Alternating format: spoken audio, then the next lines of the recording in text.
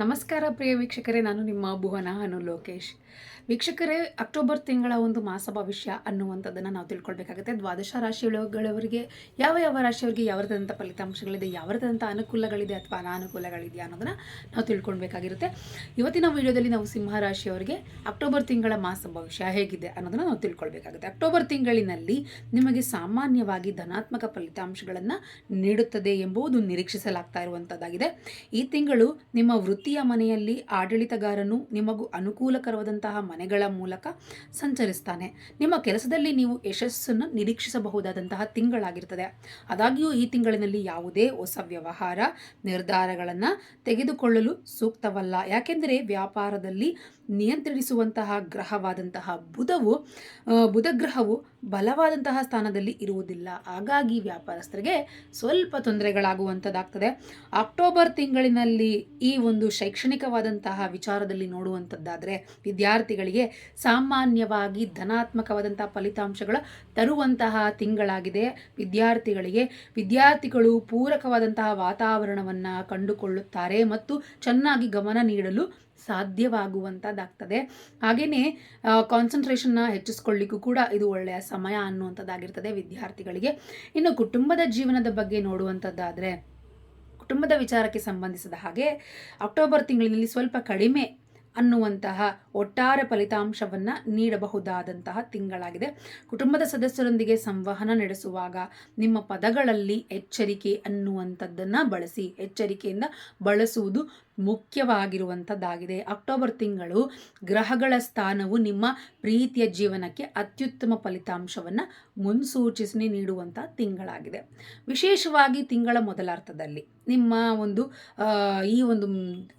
ಒಂದು ವೈಯಕ್ತಿಕ ಜೀವನದ ಬಗ್ಗೆ ನೋಡುವಂಥದ್ದಾದರೆ ಸಂಭವನೀಯವಾದಂತಹ ಸಮಸ್ಯೆಗಳನ್ನು ಎದುರಿಸಬಹುದಾದದ್ದು ಅಥವಾ ಸವಾಲುಗಳನ್ನು ತಪ್ಪಿಸಿಕೊಳ್ಳಲು ಗೌರವಾನ್ವಿತ ಮತ್ತು ಘನತೆಯಿಂದ ನಡೆದುಕೊಳ್ಳಲು ಅದನ್ನೆಲ್ಲ ಕಾಪಾಡಿಕೊಳ್ಳೋದಕ್ಕೆ ಅತ್ಯಗತ್ಯವಾಗಿರುವಂತಹದ್ದಾಗಿರ್ತದೆ ಈ ಒಂದು ತಿಂಗಳು. ಇದೆಲ್ಲವನ್ನು ನೀವು ಗಮನದಲ್ಲಿಟ್ಟುಕೊಂಡು ಇದರ ಬಗ್ಗೆ ಹೆಚ್ಚು ನೀವು ಗಮನವನ್ನು ಹರಿಸಬೇಕಾಗುತ್ತೆ ಈ ಒಂದು ಸಿಂಹ ರಾಶಿಯಲ್ಲಿ ಇರುವಂಥವರು. ಹಾಗೆಯೇ ಹಣಕಾಸಿನ ವಿಚಾರದಲ್ಲಿ ನೋಡುವಂಥದ್ದಾದರೆ ನಿಮ್ಮ ಲಾಭದ ಮನೆಯ ಅಧಿಪತಿ ಬುಧ ಈ ತಿಂಗಳು ಬಹುಪಾಲು ದುರ್ಬಲನಾಗಿರ್ತಾನೆ. ಹಾಗಾಗಿ ನೀವು ಅಕ್ಟೋಬರ್ ತಿಂಗಳಿನಲ್ಲಿ ನೀವು ಈ ಒಂದು ಸ್ವಲ್ಪ ಕಳಪೆಯ ಆರೋಗ್ಯ ಫಲಿತಾಂಶವನ್ನು ನೀಡುವಂತಹ ತಿಂಗಳಾಗಿರ್ತದೆ. ದೀರ್ಘವಾದಂತಹ ಅನಾರೋಗ್ಯ ಸಮಸ್ಯೆಗಳು, ಈ ರೀತಿಯಾದಂಥ ಸಮಸ್ಯೆಗಳಿರುವಂಥವ್ರು ಹೆಚ್ಚು ಗಮನವನ್ನು ಹರಿಸಬೇಕಾಗ್ತದೆ. ಇನ್ನು ದ್ವಿತೀಯದಲ್ಲಿ ನೀವು ಯೋಗ ಅಥವಾ ವ್ಯಾಯಾಮ ಮತ್ತು ಇನ್ನಿತರ ದೈಹಿಕವಾದಂಥ ಚಟುವಟಿಕೆಗಳನ್ನು ನೀವು ಮಾಡೋದ್ರಿಂದಾಗಿ ಆಸಕ್ತಿಯನ್ನು ನೀವು ಕಳೆದುಕೊಳ್ಳುವಂತಹದ್ದಾಗ್ತದೆ. ಈ ರೀತಿಯಾಗಿ ಏನಾದರೂ ನಿಮಗೆ ಅನಾರೋಗ್ಯ ಸಮಸ್ಯೆಗಳಿದೆ, ಆ ಸಮಸ್ಯೆಗಳಿಂದ ನೀವು ಹೊರಗೆ ಬರಬೇಕು ಅಂತ ಹೇಳಿ ಈ ರೀತಿಯಾದಂತಹ ಒಂದು ದೈಹಿಕ ಚಟುವಟಿಕೆಗಳನ್ನು ಅಳವಡಿಸಿಕೊಂಡಿದ್ರು ಅದರಿಂದಲೂ ಕೂಡ ನೀವು ಹೊರಗೆ ಬರ್ತೀರಿ. ಅದರ ಮೇಲೆಯೂ ಕೂಡ ಆಸಕ್ತಿಯನ್ನು ಕಳೆದುಕೊಳ್ಳುವಂತಹ ಒಂದು ತಿಂಗಳಾಗಿರ್ತದೆ. ಹಾಗಾಗಿ ನೀವು ಹೆಚ್ಚು ನಿಮ್ಮಲ್ಲಿ ನೀವು ಶ್ರದ್ಧತೆ, ಡಿಸಿಪ್ಲಿನನ್ನು ಇಟ್ಕೊಳ್ಬೇಕಾಗುತ್ತೆ. ಆಲಸ್ಯವನ್ನು ನೀವು ಬಿಡಬೇಕಾಗುತ್ತೆ. ಆಲಸ್ಯ ಅನ್ನೋದು ಈ ತಿಂಗಳು ತುಂಬ ಇರ್ತದೆ ಸಿಂಹರಾಶಿಯಲ್ಲಿರುವಂಥವ್ರು. ಆ ಆಲಸ್ಯವನ್ನು ಬಿಟ್ಟರೆ ನೀವು ಖಂಡಿತವಾಗಿ ನಿಮ್ಮ ಆರೋಗ್ಯದಲ್ಲಿಯೂ ಕೂಡ ನೀವು ಸುಧಾರಣೆಯನ್ನು ನೋಡ್ತಾ ಹೋಗ್ತೀರಿ. ಇನ್ನು ಪರಿಹಾರ ಏನು ಸಿಂಹರಾಶಿಯಲ್ಲಿರುವಂಥವ್ರಿಗೆ ಅನ್ನೋದಾದರೆ, ಶನಿವಾರ ದಿನ ಶನಿದೇವರ ಒಂದು ದೇವಸ್ಥಾನಕ್ಕೆ ಹೋಗಿ ತೆಂಗಿನಕಾಯನ್ನು ಸಿಪ್ಪೆಯೊಂದಿಗೆ ದಾನವನ್ನು ಮಾಡಿ.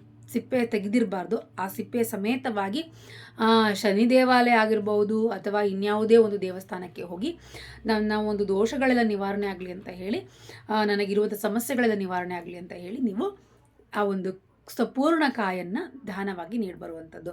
ಇನ್ನೂ ನಿಮಗೆ ಹೆಚ್ಚಿನ ಸಮಸ್ಯೆಗಳಿದೆ ನಿಮ್ಮ ಜೀವನದಲ್ಲಿ, ಅದಕ್ಕೆ ಪರಿಹಾರ ಬೇಕು ಅನ್ನುವಂಥದ್ದಾದರೆ ಕೆಳಗೆ ಕಾಣ್ತಾ ಇರುವಂಥ ಗುರೂಜಿ ನಂಬರ್ಗೆ ಕಾಂಟ್ಯಾಕ್ಟ್ ಮಾಡಿ. ಹಾಗೆಯೇ ನಮ್ಮ ಚಾನಲ್ನ ಸಬ್ಸ್ಕ್ರೈಬ್ ಮಾಡ್ಕೊಳ್ಳಿ.